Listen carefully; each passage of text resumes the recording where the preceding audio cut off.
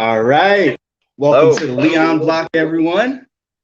I've got special guest tonight, Kenneth Watkins from, you still in Scranton, right? Yep. Yep. All right. Oh, yeah. We, I live in Pittston now, but oh, I'm still from Scranton though. Northeast PA. Yes, yes.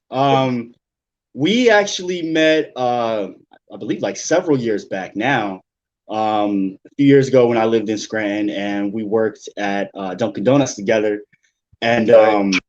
we've always still kept in touch by way of, Facebook. And I've always been peeping you, and obviously you've been peeping my shit.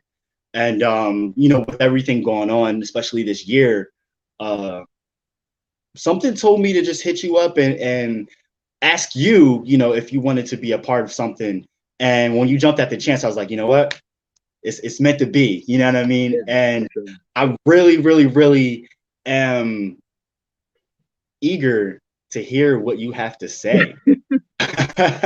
For real. Well, So I'll let you go ahead yeah. and take the lead. Go ahead. Well, first off, my name is Kenneth Watkins III. I am lead singer and guitar player in Moral Code. Um, I am not a political aficionado. I'm not somebody who is even. I did not graduate college. I actually dropped out with a 1.7 GPA. So I'm just a man that has been living and I see things. I try to stay as educated as I can and I try to have as much of a subjective mindset, but also I have very, you know, stout beliefs and things I won't budge off of. But I'm always willing to listen to everybody's perspective. And I think that that's like a skill that I wasn't always doing or trying to be better at, but now I am in my older years. So that's like the biggest thing. Growth, But man. yeah, so I'm just trying to share, I believe, you know, my only professionalism, I guess, in life is music. So, but I also play in an underground hardcore scene, punk scene, whatever you want to call it, and that's very That's politically driven, very socially driven. We all care about equality, no matter sex, orientation, race. Like we don't deal with what do I want to say? People being ostracized for the way they look or you know any of that stuff. Like that's yeah. just allowed in my culture. I mean, for a while. So, That's but yeah, today I wanted to basically present something that I don't believe a lot of people know about. My mother actually brought me onto this years ago. She's a very a stout historian about Black history herself, and this letter called the Willie Lynch letter. Now, I was gonna try to just freelance and just talk about it, but I'm going to read off a couple of lines because there's some really please. potent stuff that's on Yeah, please. this letter. So just so everybody knows, this is something that was released by a man named Willie Lynch. There's not a lot of information about this man, but what we do know is that he was a West Indies slave owner, and he had basically this system on how he controlled his slaves.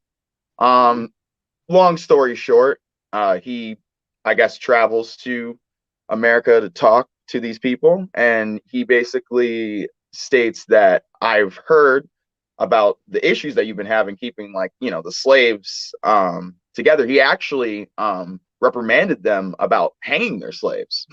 He said that you're hurting property. So he even went against that type of philosophy. Yes. So he believed that a full across the board scope of dividing all races, genders, ages helped in the overall oppression of minorities. The minorities being us blacks were the launch pad on how this division became to be. Because when America started, basically, it was white European males that had all the rights. Women weren't allowed to vote. Minorities weren't allowed to vote. Like this country was primarily white European males running the show. So things had to develop and allow other people to, be a part of the political process. So how us blacks now being used in as slaves now, we were just being kind of beaten into what we were trying to do, where this guy was trying to say, let me make them feel like it's like the frog in the pot. Let me just put them in this cool water and just keep heating it up and making them feel like, even started stating stuff like putting Mm, slaves in better plantations than other slaves. and making other slaves envious of lesser conditions that they had to deal with, basically being like, people who had to work in the cotton fields, maybe they were seeing other slaves not working as hard or getting more benefits, and they were purposely doing that to create even more discord so the slaves would never uprise. But he even goes even further to talk about race, to talk about age, to talk about keeping the black, like, older man against the younger black man. Like, wild. But another thing that I wanted to say, one of the lines here: distrust is stronger than trust, and envy stronger than adulation, respect, or admiration. That's pretty heavy. Yeah, that's pretty heavy. So it's just like, the way that I see this country specifically, I'm not going to speak upon nations and world. I don't live in other countries. I live in America, so I'm just going to stick with America. What I see happening is basically the people in this nation, from their jobs to their dreams that they want to the way that they look and dress and all that stuff, there's profit on that, and it's broadcasted through the media, you know what I mean? And we see it through our movies, we see it through even down to the food that we eat. Like, how many times you've been profiled for liking fried chicken because you're black, you know what I mean? It's like, yeah, I mean I don't really like fried chicken that much. I'm just gonna be honest. Like, fried chicken's all right. Like, it's cool, but it's not one of my. Now, cornbread, sweet potato, collard greens, I love all that. But it's just like, we're not all one person. We're all very different, and that's obviously a common misconception, but that plays a part, I'm sure, in this whole bigger scheme. Yeah. So these stereotypes are getting driven down our throats, basically systematically, to separate us literally on everything. How many people were arguing over if that picture on the internet was golden or blue? You know what I mean? Like, people will literally argue over anything. And he was taking advantage of that. He was taking advantage of, we're not just going to separate the classes. We're going to separate them by every detail that they see when they walk out their door, basically. So off that, because I got notes here, because this is my it's my first time being live. So I wanted to get basically on the origin of the police really quick.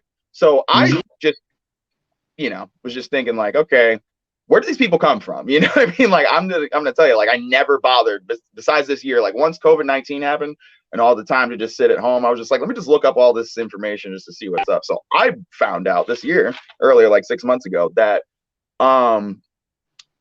the police in this nation were actually originally the slave patrol, started in the southern states to keep track on the slaves. You know what I mean? So I was just like, wait a minute, this is really weird. So I go and look further. Now, they were done after 1865, after the Civil War was fought and stuff like that. But then you start to see that the Ku Klux Klan members started creating police agencies, and they found a new way to stay in power, to stay within the system. Now, this is what I will say.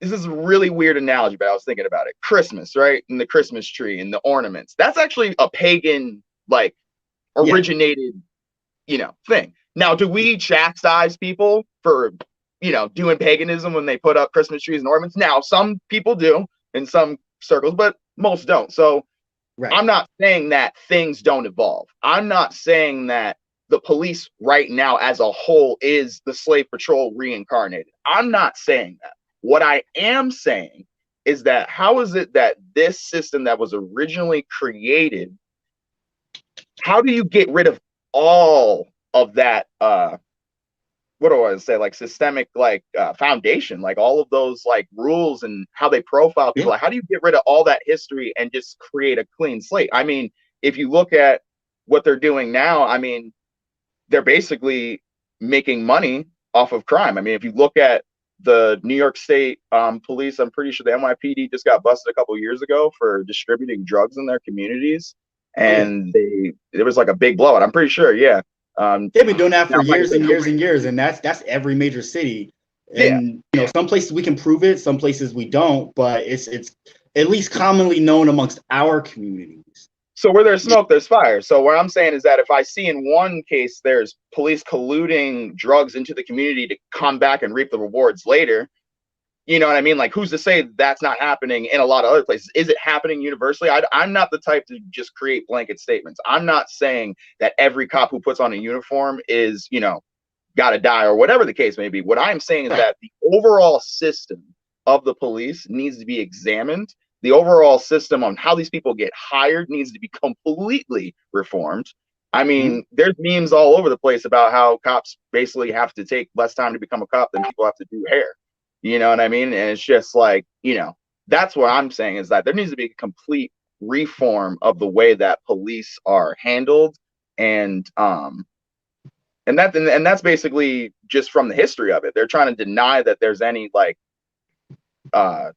some people are trying to deny from the right that there's any real racial intent on the way the police behave, but the original conception of police was built on racial tensions. You know what I mean? So it's just like, how do you erase that? How do we know confidently it's being erased when we're seeing the smoke? You know what I mean? That's just yeah.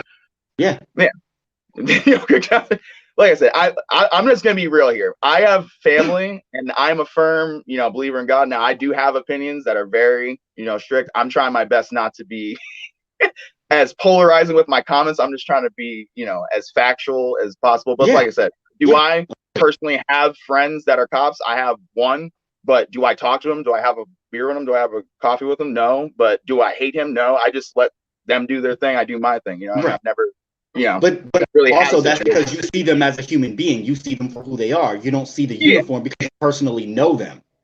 But you know what I mean? I am not ignorant to their agenda. Their overall, you know, corporation serves a purpose, and it is an added leg and tree and arm to, you know, the overall system that's oppressing, you know, all of us, but specifically minorities that we see really getting, you know, the hammer. So off that point, I really want to get on basically, you know, keeping the Willie Lynch letter thing going, because, you know, Black Lives Matter keeps getting this stigma that we're some political group. And I'm not even like trying to say like Black Lives Matter is something that I put on my back as a tattoo. Like, yeah, I'm Black Lives Matter. Like, I support Black Lives Matter. Of course I do. But I more or so support the change in which we can create as a people, because I believe that the Constitution says we the people. You know what I mean? The Constitution in the original said we the people. So if the people stay a part of the political process, I'm not saying we don't need things like Black Lives Matter, but Black Lives Matter is only a thing because people have forgotten and gotten comfortable, which we've all gotten comfortable. I mean, we've all been, you know, drinking the Kool-Aid in a way, but this year really ripped us, I feel, out of the bed and really opened our eyes to see that we really do need change and stuff like that. You know what I mean? So, yeah, that's just basically where I'm getting at with that. So let me go into the part that I don't know. I want to rush into like the juicy stuff, but I'm trying to like get all these points because I have like a lot of stuff. Oh yeah. I wanted to get on this point that I actually made myself. So speaking more still about the plantations. Yeah. The separation of plantations. There we go. That's what I'm trying to get on, because that's a big point. So I used to have debates with my cousins all the time. Right. My cousins Alana and Jade, they're both Dean's List graduates from the University of Scranton, absolutely intelligent, been supporting Black Lives Matter actually since its conception. I also have some shout outs I completely forgot, but we'll get to that. Gotta get to the shout outs. But yeah, first shout out got to go to my cousins. So basically, I used to always say, oh, if Black people were so oppressed, why do these, you know, Black artists got all this money? Like, clearly they're not oppressed. Look at Obama. He's a Black president. Clearly, we're not, you know what I mean? Like, I'm just looking at all these people. Now, my cousin, Greg Watkins, right? He did a Black History report on this man. Let me get his name real. David Walker. So David Walker existed between the 1790s and 1830s. And this was a man that basically had a lot of money, and he was Black, and he was walking free, eating in restaurants with white people. But here's the thing though. When you look at the Willie Lynch letter now, that makes sense, because that's just a microcosm. That's a way to conquer and divide and give people class. Right. Holy shit. Duh. Fucking duh.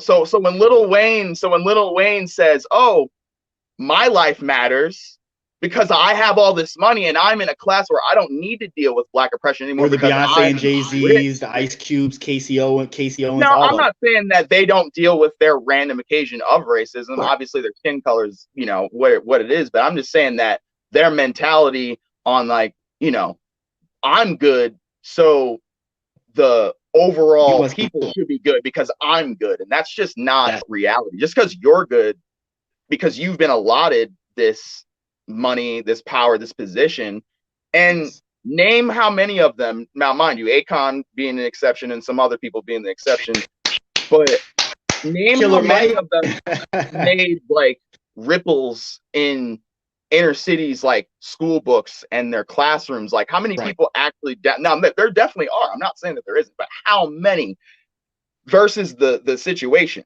Like obviously we have a big situation at hand, right? Where we have all this wealth disparity, we have all this class, consciousness going on. Wouldn't you think that the black rich, athletes, artists, whatever, would all come together and be like, hey, we're gonna just put direct money into the inner schools of these cities and just fix all these issues that we're hearing about? You know what I mean? And you just don't hear a lot about that. You don't see them doing like a John Lennon. You know what I mean? You don't see them doing like real move. You don't see them trying to move people. You just see a lot of virtue signaling in a lot of ways. You know what I mean? And I was just listening to this podcast of this guy named David Banner, pretty sure his name is, and he was just talking about how all the conscious I love David Banner.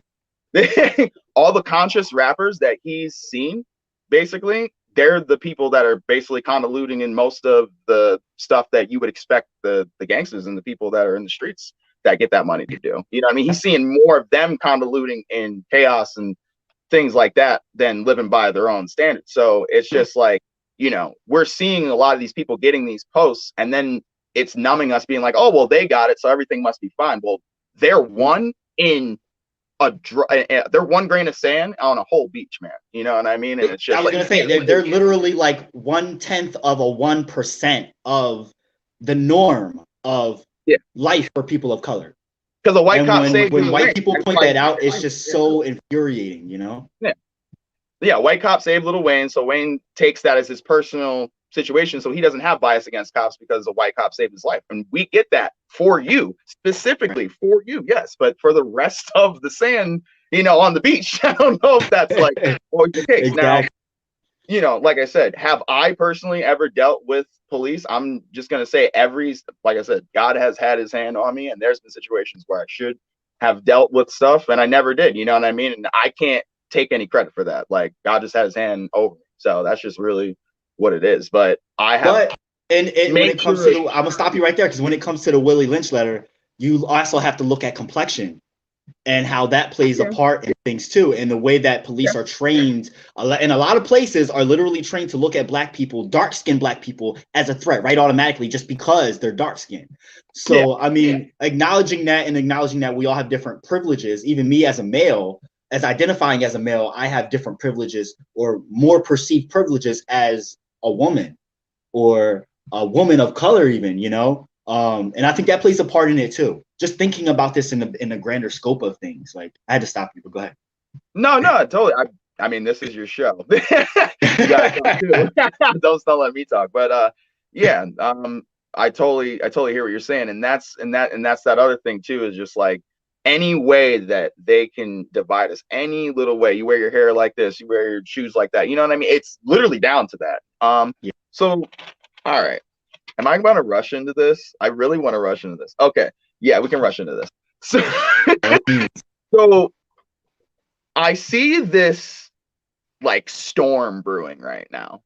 Basically, the culmination of what I'm seeing, like all the differences, I see them on these like squads right now, and they're all teaming up, like all these different differences, and they're ready. I'm not saying that there's going to be a civil war, but what I'm saying is this.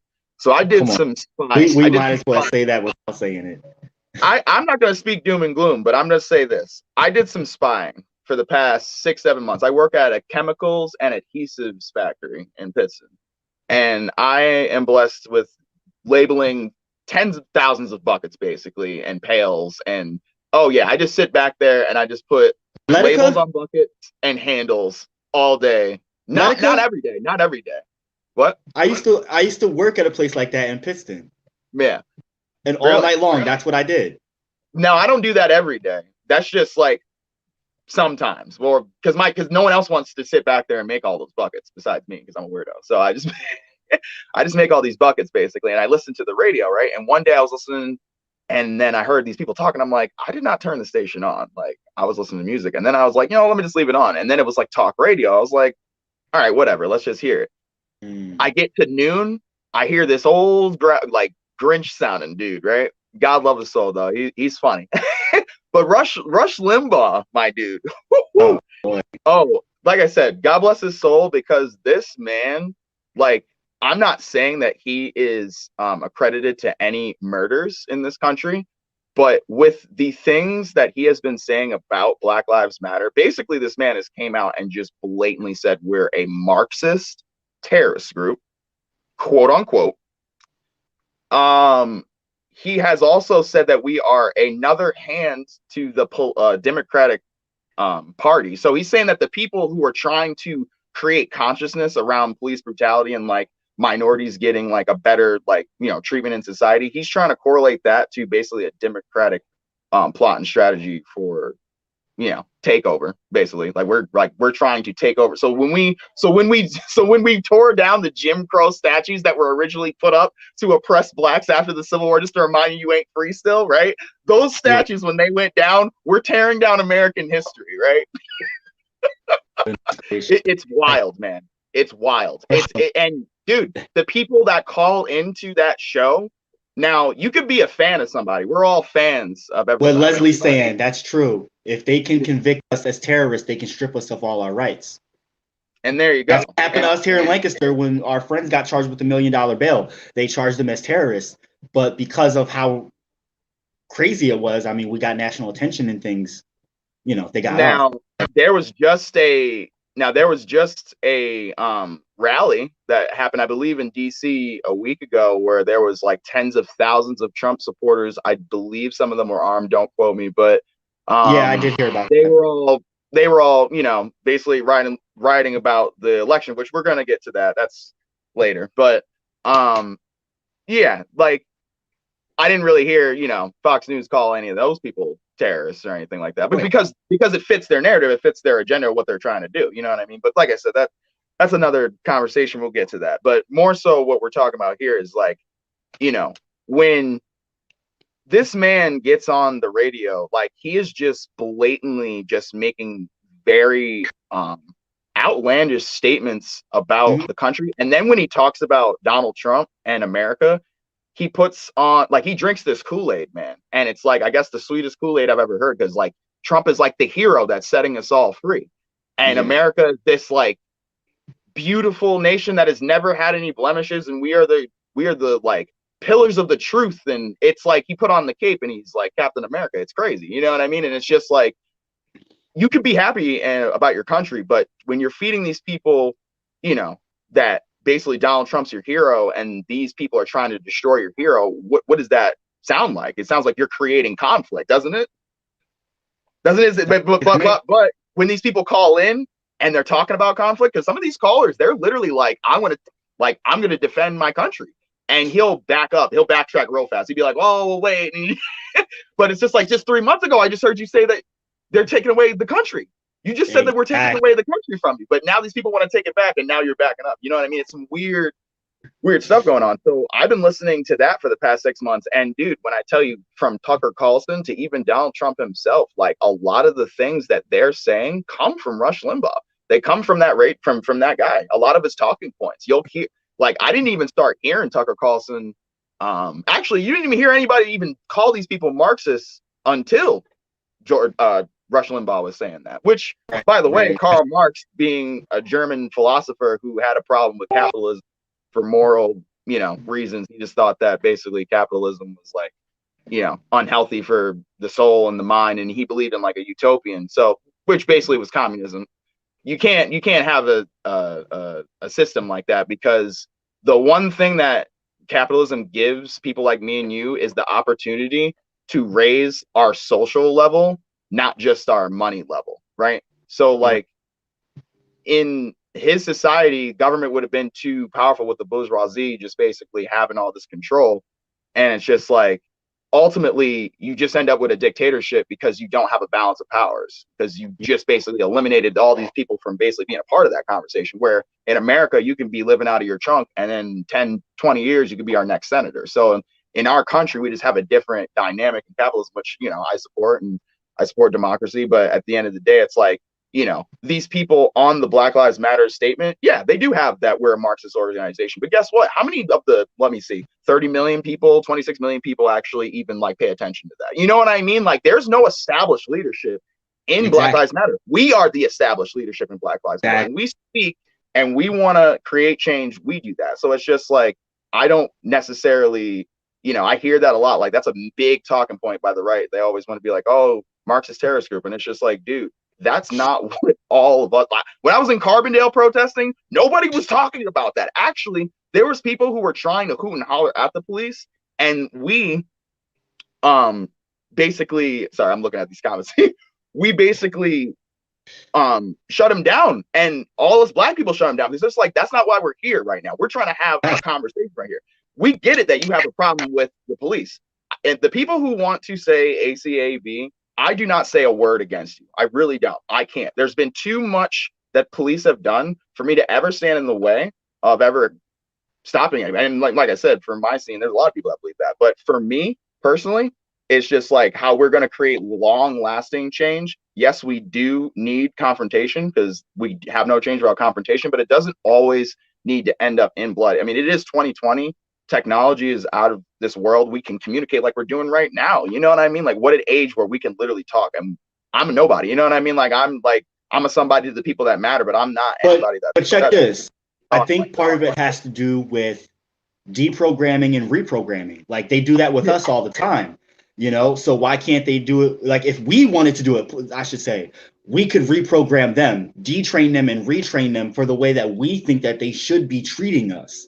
You know what I mean? Because it kind of is a culture thing. And I was watching something the other night where it was a former police officer that did a study and asked tons and tons of police officers, did they think that the police force has become increasingly militarized? They said yes. Most of them said yes.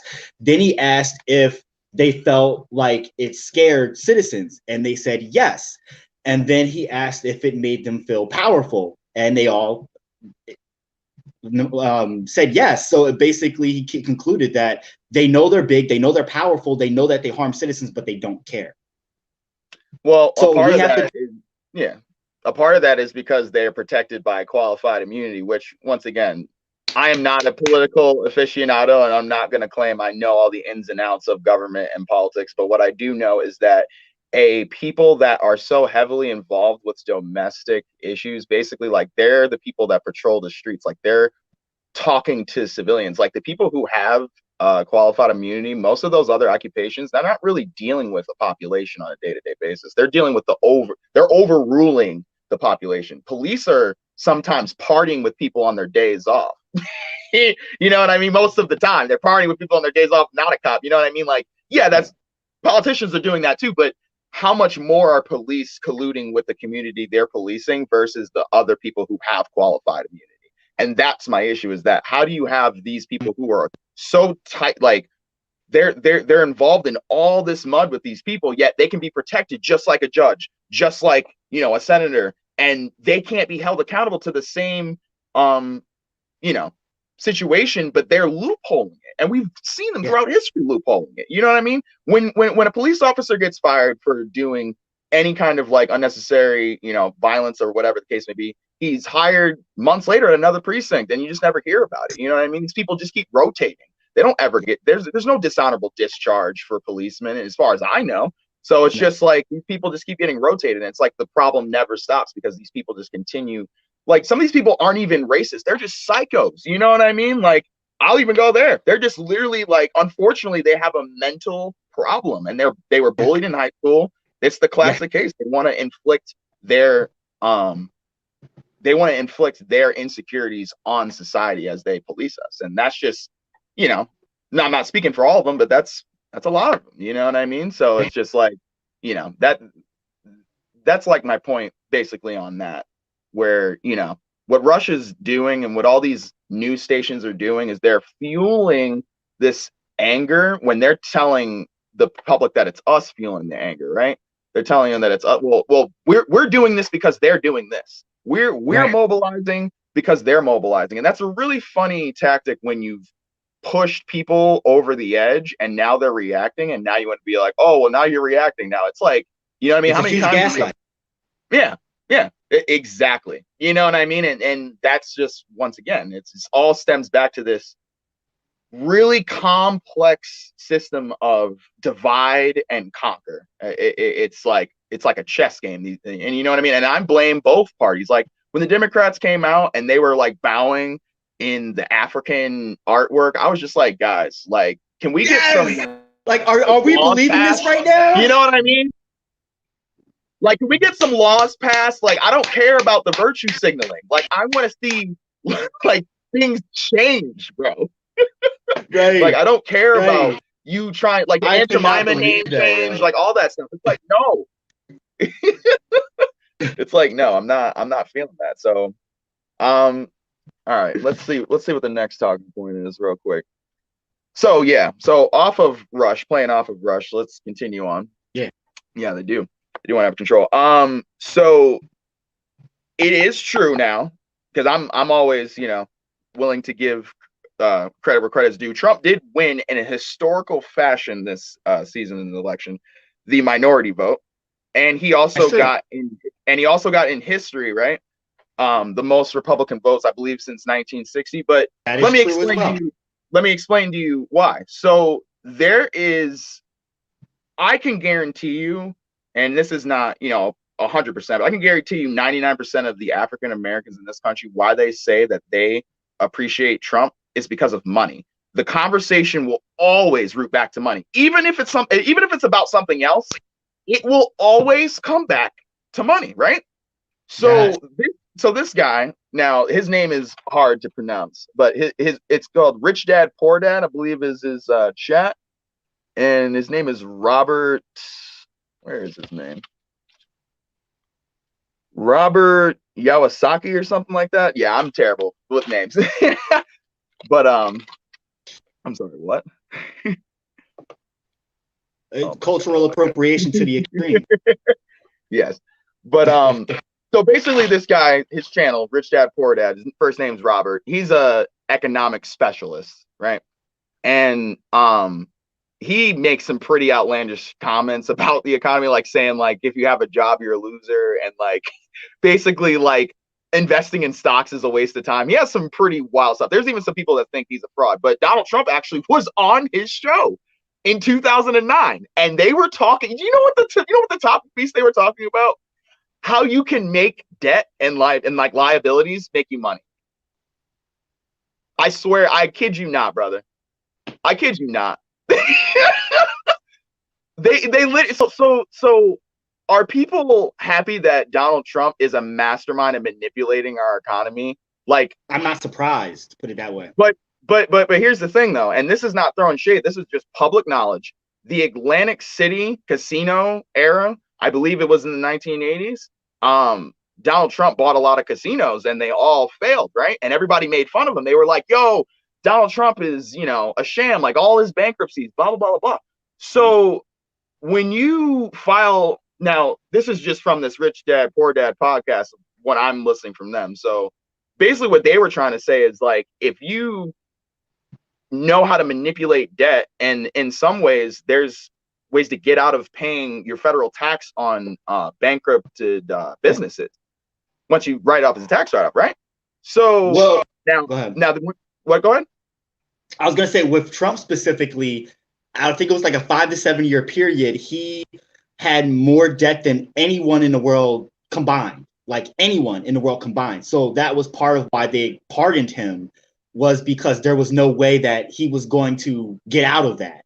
And I think that's part of what you're saying. He did that on purpose. But if you look at his father's father, his grandfather, he had obtained, I believe it was Nikola Tesla's lost documents, or some of them. And then all of a sudden they got money. So that might play a part in it. Go ahead. Yeah. No, for sure. And so basically what basically what he's alluding to is that when Trump would open up these casinos, now when I was talking to one of my coworkers who happens to he used to work for a billionaire company that actually knew Trump and had dealings with him, one of his loaners. Basically, my life is weird, and I just happened to work with a guy that worked for a company that happened to be one of Trump's secret bailout loaners that were bailing him out every time that he would have like a bankrupt business. Like, basically, this is one of the corporations that would bail him out. So he was telling me basically that at the casinos, right, how they were money laundering. Listen to this. So you can go to some of these tables, and the casino owner obviously knows who's coming, and people would just bet probably hundreds of thousands of dollars. Like, not, they wouldn't just bet $1 million on the table, but over the night they would just keep betting money and betting money and losing money and losing money, and that was the money that they were laundering to the casino legally, because they bet it on the table. So all the dirty money that these people were getting, they were just betting at their own casinos and collecting the money afterwards legally. So Trump technically will never be in trouble about a lot of this stuff because he's found the master loophole in a lot of these situations. You know what I mean? Because that's just what it is. So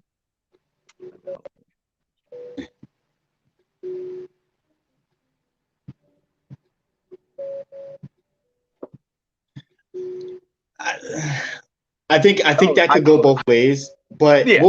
we were specifically talking about like black people at first, minorities coming out in record numbers for Trump because they did more than any other Republican, but then also that Trump historically won more for Republicans, I think, than any other time. But yeah, the point that I'm making is that the reason why so many minorities voted for him is because of the money, and it's because also he cut how many things that Obama had in place with like the environment, with all that stuff. Like, he got rid of so much stuff, you know what I mean? So yeah, he gave us more money.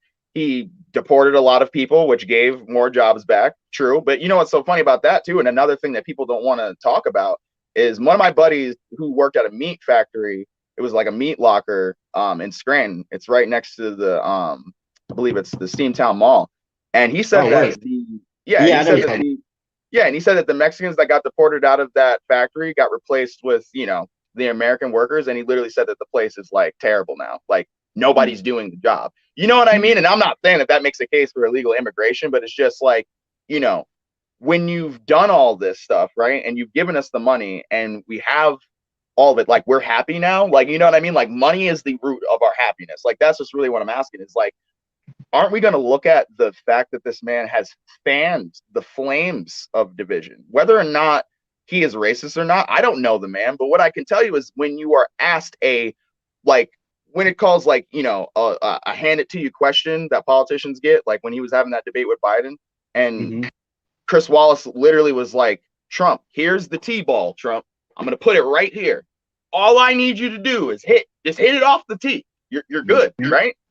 Trump literally swung as hard as he could and fell down on that question about if he could denounce white supremacy or not. He not only couldn't answer the question, he actually backtracked and he said, wait, what do we call them again? If you look back at the video, he said, wait, what do we call them again? And then he said, Proud Boys, stand down and stand by. Dude, it's just like, what can we get else besides that? You know, you have obviously some issues with not even just like, okay, you want to say, okay, you're not a racist, but you're in support of people who want us dead.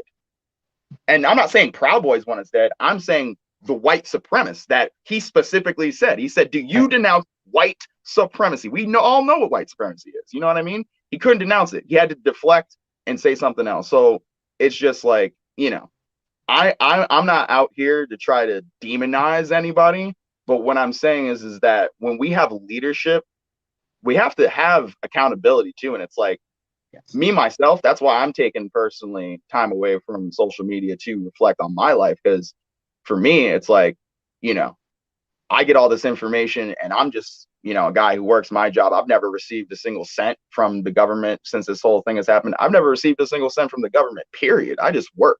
You know what I mean? So it's just like, you know that about me. I just work. So it's just like, I myself have been re-examining myself and I don't want to, project myself as being like, well, I know, the answers to all this, and all these people are beneath me, or whatever the case may be. I don't want to sound like I have a superiority over anybody. But what I'm saying is that there's clearly things that are wrong. With our own two eyes, when we open them, we see things are not okay.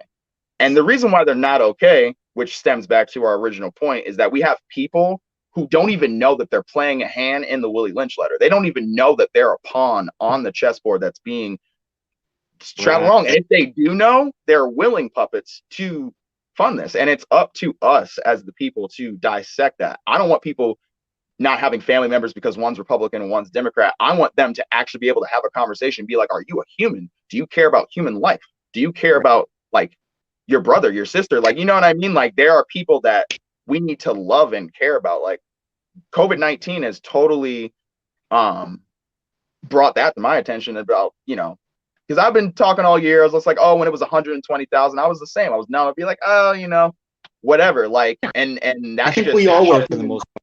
Yeah. And now it's almost at 300,000, 3,000 died in one day. You know what I mean? And people, are still calling it a hoax because our president said it was a hoax. And then he said that it's going to go away by Easter. And then he said all these other things. And it's like, guys, like, come on. You know what I mean? Like, yeah, it's heavy. It's heavy. You know what I mean? It's just like, just have accountability. If he made a mistake and he said he made a mistake, whatever. But at the end of the day, he knew that this was not going to be gone by Easter. He knew that this was not a hoax. You know what I mean? And it's just like, when you're telling your people this, they're gonna believe it. Some people don't do the research. They're just gonna hear what the president says and they're gonna believe it, and they're gonna go out. People don't give him enough credit for how he plays the game, because he knew that feeds into divide and conquer, or someone knew and put him hip to the game, or made him give that kind of rhetoric. I don't think that it's a coincidence, put it that way. I think that there's got to be more to that, and there's a clear reason as to why. Not even just with like the Black Lives Matter movement or the racism that has happened, but COVID as well has formed divisions even along racial and class lines too. I mean, the COVID situation is a wild one, and we just heard Governor Wolf shut down PA pretty much. And I feel for the small businesses. I feel for the artists. Like, that's what I mean is like, we are being attacked from so many different fronts. And, whether you believe the virus came from China, didn't come from China, on purpose, on accident, there are people who are using this virus as a launch pad for their own agenda. You know what I mean? And it's just like, they want to make a big deal about Black Lives Matter protesting during COVID. And I checked the numbers actually in Seattle, and there's some really weird things going on. There's some really weird anomalies, because like, I saw 60,000 people, half of them unmasked, and they were all and this was back in March. You know what I mean? I looked up their COVID numbers just like a month ago, and it's drastically lower. And I'm pretty sure COVID started on that side of the country.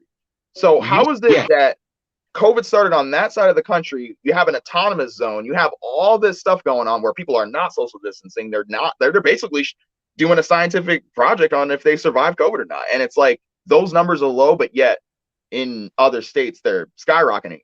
Do I have the answers to that? I don't, but it's just really weird. But it's not cool when these news stations are trying to basically say like, oh, this is a super spreader event, but then this isn't. You know what I mean? And this is, you know what I mean? Like, we got to pick a side here. It's like, either all gatherings are going to be super spreaders. Like, you can't pick and choose which one that you like that isn't the super spreader. You know what I mean? Like, that's just really what it is. And also too, those people are protesting for, like I said, human beings being treated, not for a guy who, wants a haircut.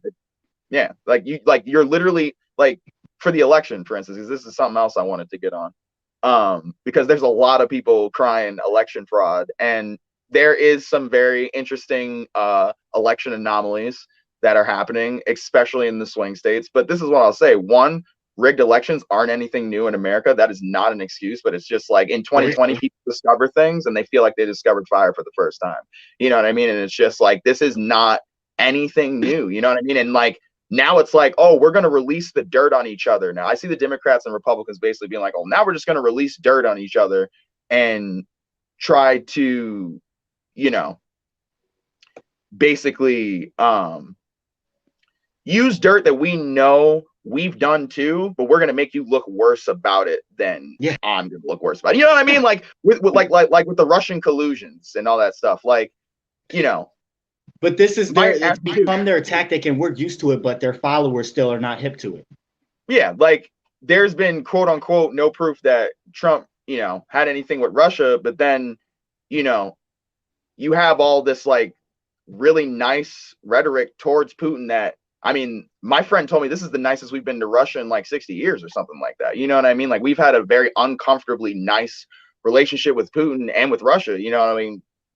More than we have in a long time. So like, that's like, you know, when there's smoke, there's fire. Then there was the sanctions that he, you know, lifted on Russia's money. Now, my boss at the truck washing job told me about this, basically being like, oh, that was, you know, why Michael Flynn was getting, you know, basically attacked for helping out, because he was having a conversation with Russian, some Russian guy about sanctions. So it's all like, you know, tying in. And like I said, do I know all the ins and outs of what's happening behind the scenes? I don't. But there's just seems to be always, with Trump, there seems to be always this really shady situation that a lot of people are making excuses about, like, oh, there's nothing to see here.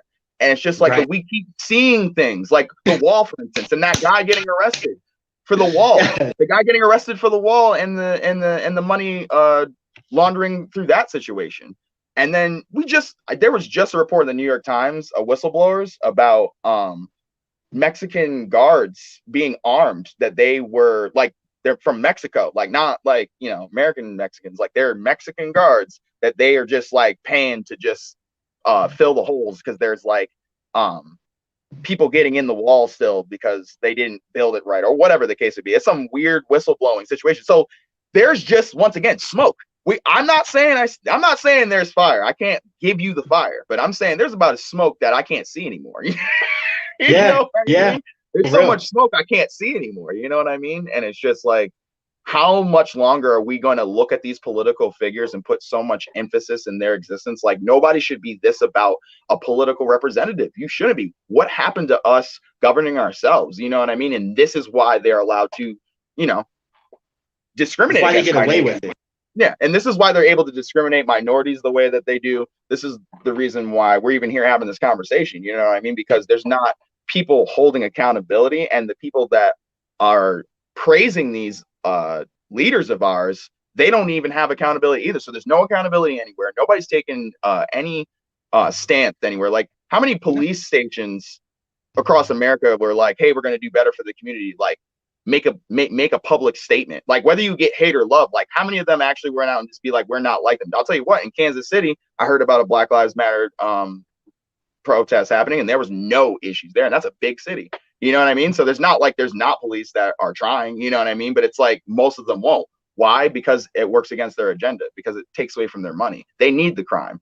We're in a really weird system. We're in a really messed up system, and it's just like, they need the crime to get paid, and it's just really hard to trust a system that's based off of human error. Like, they're getting paid off of human error. You know what I mean? But that also falls into the conquer and divide tactics that we were talking about, because it otherizes every group, and then you have otherization within that group.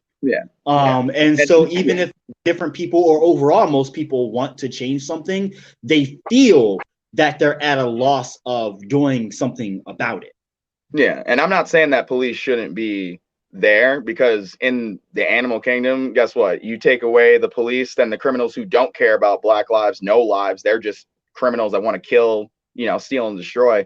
They don't have like, are we really going to police our own streets? You know what I mean? Like, when I see that, it's just like, all right, dude, like, I don't know if you really know what that means. I don't know if you really understand the responsibility to police your own streets. Like, crime is crazy in this world because of the I think when it comes down to it, there could be an eventual kind of world of that, but there has to be a gradual process, and we have to really understand, we can't just like, you know, snap our fingers and get rid of everything. Because I think that I agree that police do serve a purpose. I just don't think that everything that is in their job description they should be doing. Police they handle too much of. Yeah. overload. Their job is too much. They have too many things that they have to take care of. A lot of things that they really shouldn't be handling to begin with. And that is where us, the people, could take over those jobs for them and leave them to just police and handle actual crimes. You know what I mean? Yeah. I mean, the only counter I say to that is that I think that we're selling ourselves short, and I believe that the people are powerful enough to mandate these police officers to change their systems and act right. I mean, we've already seen, not major change, but there's beyond like the amount of awareness for police brutality and like all the issues that we're talking about compared to last year. I mean, it's not even comparable. So they all got put on notice, you know what I mean? And there's already states, like I know Glennis, I like my shout outs right now. Glennis, who's for the Black Scranton Project, she's already been working with people getting actual legislation in the works to be passed for police having to act, basically more accordingly. Like she's in the works in our political system, getting in the state of Pennsylvania real legislation passed. Like that's amazing. You know what I mean? Now check this, because I believe it was Camden, New Jersey, who did this like a few years ago. They fired their whole police force and then had them reapply. And they had to pass, proper, tests to make sure that they were fit for the job. And the ones that were not fit, they did not hire back. But they had the intention of hiring everyone back. They just had to go through the process and prove, you know what I mean? Restructuring of police has been done. See, they're just talking about it. Restructuring of police has been done in Newark and Camden, New Jersey, and it's brought crime down. Yes. So this is something that could be enacted as a way to like root the bad ones out and educate people on how to properly handle, or how to properly engage with communities that they may not actually live in, because we know that that's a big issue, that people of color are not a part of the police forces overall. And I mean, I understand why. It's a matter of distrust. But if they knew how to understand a different culture that they were going to work in, and have better rapport through an understanding, that would be one way to help of many. Yeah. No, absolutely. And, progress like that is what we want to see. And that's what we're working towards, you know what I mean? So one of the last few points, okay, education, that's definitely big. Right now, basically, if you have kids, you have to be the teacher of your own kid, because COVID, unfortunately, I believe, is reforming the education system. And things like No Child Left Behind that Bush enacted was like one of the really like big blows. I mean, education has been under attack in this country, you could say, for the last like 70 years, ever since they made people have to start paying for college, all that stuff. Like that's, we can go back to there, but I'm saying like the real big blows, I feel like the No Child Left Behind thing was like, the SAT scores, you remember taking those. And it's just like teachers were just passing kids that were not supposed to be passing. You know what I mean? Like they were just like not ready to go to the next level, but they needed that tax money, or they needed that money basically for their school, or they were going to lose it. They were going to lose funding. And because of that, a lot of after school programs got canceled. A lot of music, VH1 Save the Music. I remember I was trying to go to a Long Island school district for that because VH1 Save the Music was in. That was back in 2008 and 9. Well, right off the bat, I see schools in America, no matter if it's kindergarten or college, I see them as indoctrination centers to prepare you for the way that they want you to be as a citizen in America. Yes, but those after school programs were like that color that gave you another avenue, and they eliminated that color. You know what I mean? Right. And they made you get it on your own. And that's the biggest thing. It's like, yes, all these places did have their own indoctrination, but they still offered you alternate, like, subjects to learn about. Now it's just like, they're cutting it short. And now with the COVID, those electives were actually the substantial stuff that we needed, like art and music, because that's a way of expressing oneself. And I think those are the most important things, but they didn't see it that way. Go ahead. No, totally fine, man. So I was listening on the radio to this one guy, Frank Andrews, I believe his name is, and he was saying that either his kids, or he was talking to somebody, and basically their kids are like student of students, they were saying, and they finished their work by 10:30 in the morning, all their schoolwork. So, and these students are not bad kids. These are like, you know, the teachers praise them, like they're just at home learning, and they finished all their homework. So 10:30, right? You're done with everything. What happened to your social time? What happened to recess? What happened to all that stuff? You know what I mean? Now you're just in the home. And it's like learning in school, like, yes, like you could learn at home, sure, but the whole experience of like social, like being social and like all that stuff, that all helps brain development. And now that's getting eliminated. So it's just like, if you got a kid, you really have to love them and teach them, because like it's up to us now, you know, to make sure they know. And also too, it's up to us to make sure we know history, because there's a lot of attack on what is real history and what's not history. You know what I mean? And that's, you know, and that's another thing. Why the right was having such a hard time about the statues being torn down is because they didn't understand that the history of most of those statues. Now, there were some that I read online that were being graffitied or whatever, that, you know, they just didn't know what they were doing, I guess. But for 90% of the other statues, especially all the ones that Jim Crow had put in place, tear all those down. You know what I mean? Like, they shouldn't be there. You know what I mean? And that's not a part of our history. We fought a war to destroy the Confederate nation. That's my check. You know what I mean? So it's just like, there is no, like, that's not history. That should be gone already. You know what I mean? But, you know. But see, that plays a bigger part into the Willie Lynch mindset. That's another layer to take not just Black people and divide them, but different ethnicities and cultures and divide them as well.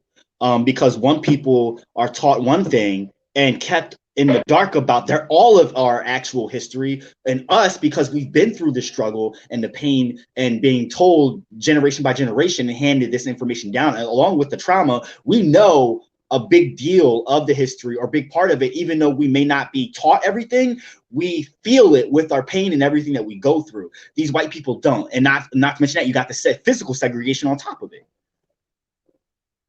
Yeah, it's yeah.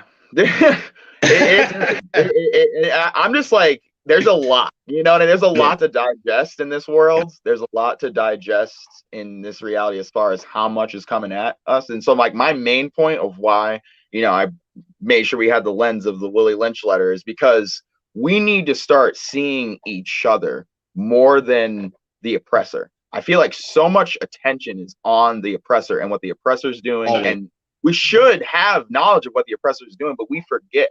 Even myself, like, especially in these last couple of months, I forgot what it meant to appreciate my roommate and look at my friend and just be like, I love you, dude. Like, thank you for everything that you're doing. We can all agree with that. And like going to my mom and just being like, thank you, mom, for supporting me. Like, just caring about that and not being so lost in the rat race. Because we can get lost in this war, but like, that's what it is like, he didn't want them hanging the slaves. He didn't want them going tit for tat with the slaves. He wanted them to systematically destroy their minds so they wouldn't fight anyways.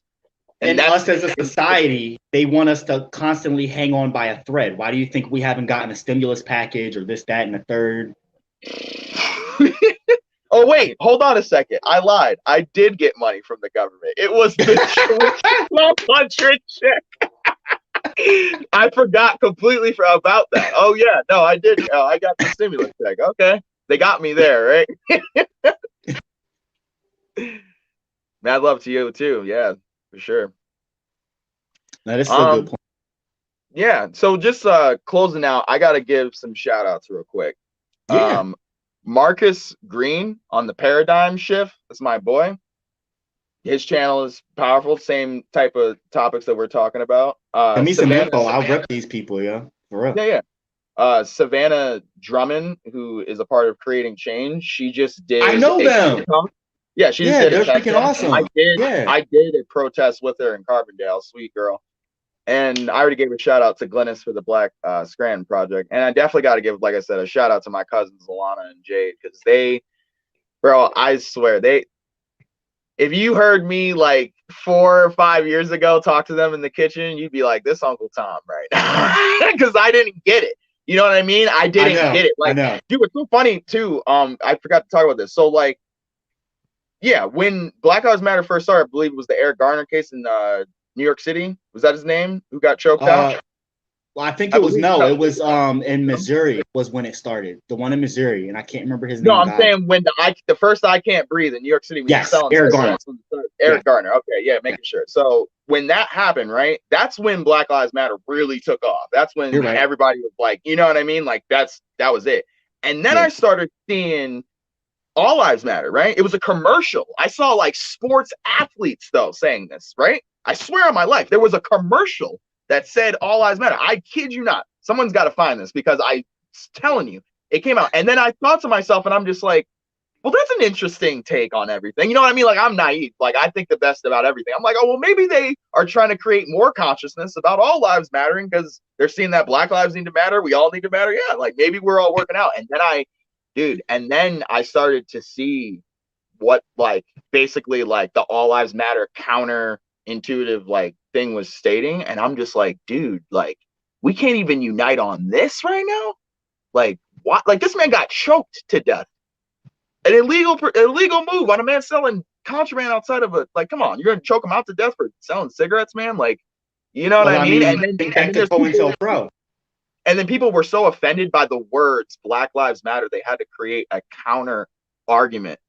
Like, it's wild to me. You know what I mean? It's just like, why? Like, why can't you actually look into what the issue is? Why can't you be like, okay, you seem like you have a problem. Can you tell me what your problem is? You know what I mean? And then when people want to say, oh, there's no oppression, you guys are fine. It's just like, all right, well, can you show me in history where we've been fine? Pretty much 1965, I'm pretty sure, was the year that blacks even got the full freedom to even share water fountains with another white person. That was 1965. Okay, my grandmother is still, you know, kicking it around, healthy looking, and she remembers that day. She remembers the day where she couldn't share. Like, I have humans right now on Earth that remember a day where they couldn't share a water fountain with a white person. That's not like, and they're trying to say, oh, we can just get over it. Oh, it's all over. It's all over. That was just 60 years ago. How is it all over? How do you get rid of 300 plus years of systemic, like, you know, racism and all that stuff being happening, and how you've organized your country, the Willie Lynch letter, you know, all that stuff, and we got rid of it in 60 years. It's all over, guys. We got nothing to see here. It's like, okay. It's like, okay. Whatever, man. You know what I mean? But, you know, that's just like my biggest thing is just like, I'm not here to slam anybody, but it's like, if you're going to try to be tone deaf to human lives and the suffering of human lives, I can't stand by that. You know what I mean? And that's why I wanted to do this in the first place, because I wanted to, you know, this is one of the last, like I said, this is my closing out for the year. This is me, you know, saying my last sentiments of 2020. My last message really to everybody is that look at your family and love them, because we can get caught up in all this stuff all we want, but like at the end of the day, like if we don't have, you know, the love in our hearts to move us, we're never going to make any change. You know what I mean? And this guy said it best that was trying to this Christian pastor actually came to a Black Lives protest in Carbondale. It was the most random thing. He's like, I need to say a prayer to you guys. I'm like, all right, you can say a prayer. But he said it great. He said, you can change all the laws you want, but if you can't change hearts, you won't have any change. And that's really powerful. You know what I mean? And that's what, like, people have to care first before they want to change for the betterment of society. They have to care to be better for society. And we can't care when we're looking at all these people who clearly don't care about human society. You know what I mean? They care about money. They care about profit. They care about keep going. How many times did we hear economy while this was going on? You know what I mean? Like, how many times do we hear we got to keep the economy going? We got to, obviously, or we're going to crash. But like, guys, can we at least organize and get together and actually work on the same page on how we keep the economy going while keeping lives? We're not supposed to be telling people it's a hoax and that it's going to be gone by Easter. You know what I mean? That's not how we get the job done. You know what I mean? It's just, it's wild to me. You know, it's straight wild. It's wild, my brother. But yeah, you got any more shout outs? I got shout outs just to the scene, East Coast hardcore scene, indie scene, all my musician friends. I love you guys. I'm sorry that we couldn't play any shows, and for the people that did, more power to you. You know what I mean? Like, we're all out here trying to survive and do what we can through this time. It's a wild time in history for us to be alive. So yeah, I just, you know, I'm grateful because a lot of people haven't made it this year. Yeah, and that's something to be. That's your mom, right? Yeah, it is. My mom. Yeah. It's just, I know, like, I've known you for a while, and I feel like we both have come a long way in really understanding as best as we can the ways of the world and trying to navigate it as best as we can with our eyes open, like forcing them open at times, you know? And I really commend you for doing this with me and just being really open. And you're so smart, you're so wise, and you're also very artistic. So you hold a lot of different intersections as a Black man that can be respected. And that's also why I wanted you on this show. Yeah, thank you so much. And like I said, self-admittedly, you know, I did not see the value, not specific, like I'm just not like a big like prideful person when it comes to culture. I'm more so prideful when it comes to personal accomplishments, like Yeah, going to the gym and getting that PR, like that's like, you know, that's what I'm like, yeah, I lift this much. You know what I mean? Like I'm not like big and like, oh, I'm this because I was born this way, because God chose me to be this way. Why would I flaunt something God made me to be? You know what I mean? With like I flaunt it because that's who I am. Obviously, I'm proud of who I am. When I look in the mirror, I'm like, okay, I like what I see, but am I I like. gonna make it where like a superiority complex back in the day? Maybe that was how I thought. I don't think that way anymore. But am I going to be, the biggest thing is that you can be colorblind, but if you're ignorant to the fact that other people see color, you are a disservice to the people around you. You have to be real Appreciate with it. it. You know what I mean? You got to be real with what's going on. That's just the Yeah. biggest thing. You know what I mean? So that's pretty much all I got, my brother. I'm burnt out. This is the first time I've ever done anything like this, Yo, but it was a pleasure, dude. It was a blessing to be on here. I really thank you for seriously, it's a pleasure, and it's been a blessing for me because you really spit some knowledge and really broke down some things that I hope people really took in and go do their own research and understand that it's not even just Blacks; it's all of us that are being conquered and divided in so many, even minute ways, by a bunch of different instruments around us. And yeah, I really hope that the viewers got a lot out of this discussion. Yeah, I hope And so I too. so appreciate you, brother. Go Yeah, ahead. yeah. And like I said, I'm just a guy that plays music, that tries to be the best person I can be. I'm definitely not perfect at any point in time. I'm All right. been a screw up for a long time, but in my life right now in 2020 in December, right now all I do is work, train, and try to be the best, you know, person I can be to the people that need me, love me, and are trying to count on me. I'm trying to change my life. And that's why, like I said, I'm going away for a while. This is my last shout out to everybody for 2020 and Yeah. 2021. We know what we're up against now. I don't believe that everything's gonna be fine next year, but I believe we know what we're up against. We know what we Oh have yeah. to do. At the end of the day, we have to stay tight and hold close who's near us. You know what I mean? I totally agree. I couldn't agree anymore, actually. Yeah. Yeah. So, Yo, all brother, right, brother. All right. it's been a pleasure. You be Been a safe. pleasure. Yeah, for Yes. sure. And I will see you in 2021, man. See you in 2021. God bless, brother. God bless. Thank you. Thank you. All right, y'all. That was such an awesome talk. I really appreciated Kenny for joining us. Um, I wanted to touch a little bit on this letter here, because it really gives a bit of perspective as to everything we were talking about and why. So again, Kenny talked about the Willie Lynch letter, and everything we talked about was describing here in 2020 the divide and conquer.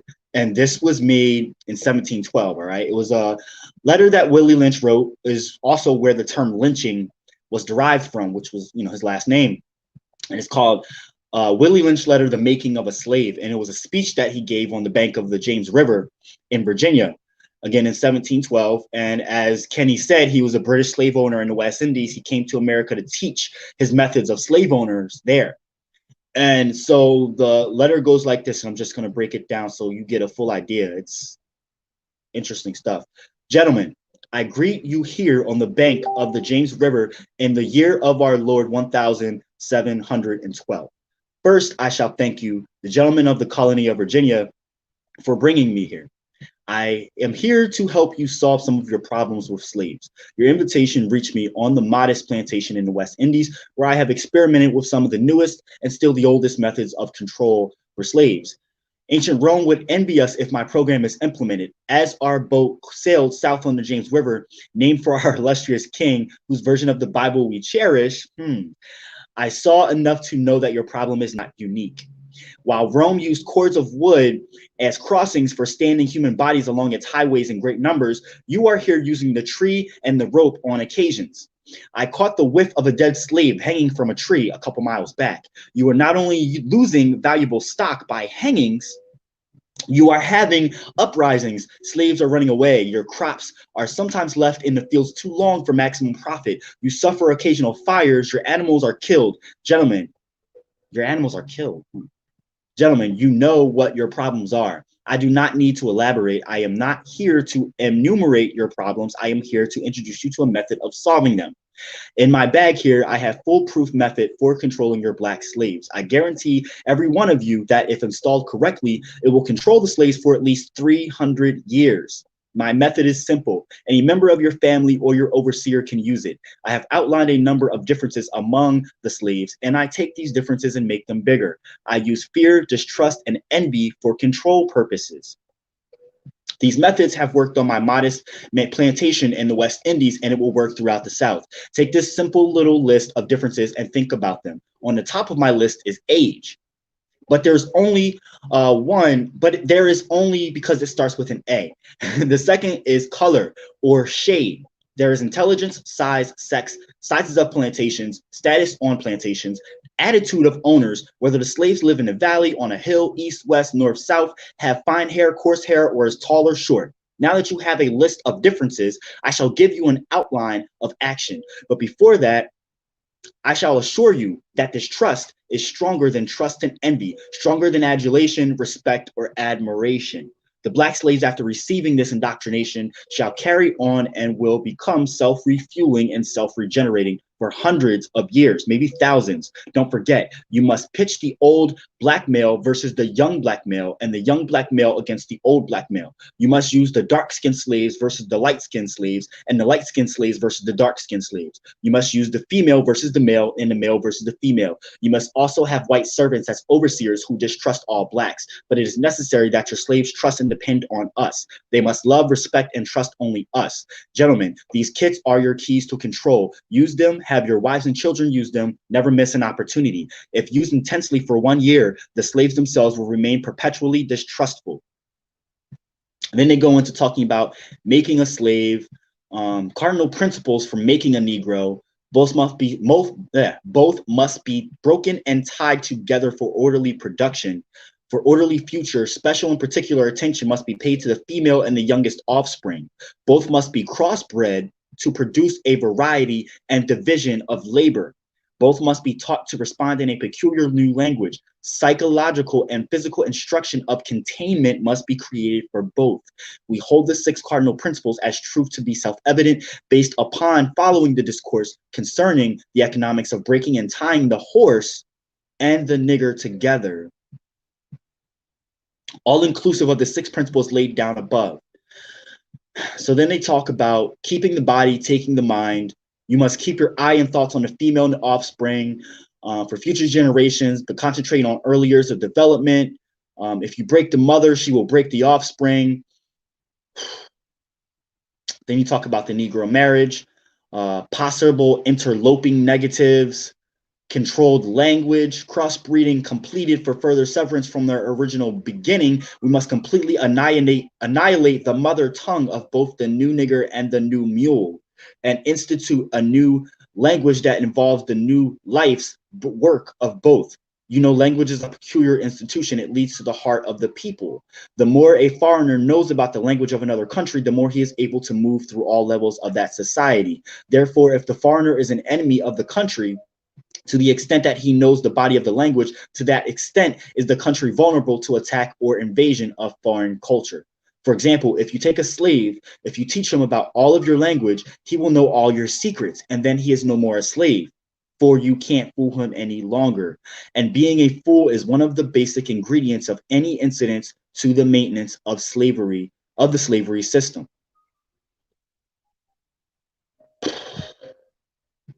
Now, do y'all get it? Do y'all get everything we were talking about here? I challenge you to go Google Willie Lynch letter, The Making of a Slave. Just type it in, see what comes up, and read this in full detail for your own self. And really start breaking down everything you see in society and start questioning all of it. Because this is some deep, deep, deep stuff here. And I'm going to wrap it up with that. I really appreciate everyone for tuning in tonight. I really appreciate this discussion that was had with all of you commenting. It seems like you all really enjoyed this and really understood it. I really want to thank Kenny for jumping in. He's someone that I've known for several years and really admire and trust too. Yes, Ray, it's on YouTube as well. You can check out my podcast on here on YouTube. It's live on YouTube as well. And both have links to each page, so you can check it out. Please subscribe to my YouTube channel. It's the same name, the Leon Block channel. And yeah, again, this was a huge topic, and I know it was a lot to take in, but I'll let y'all just let it marinate. All right. Again, I love you all. Please stay safe, and let's also start thinking about how strong we're going to be in 2021, and what we already know what's coming. Let's prepare for that storm as best as possible, and make something of ourselves, okay? I love you all. Again, thank you for tuning in to Leon Block, and you all have a good night.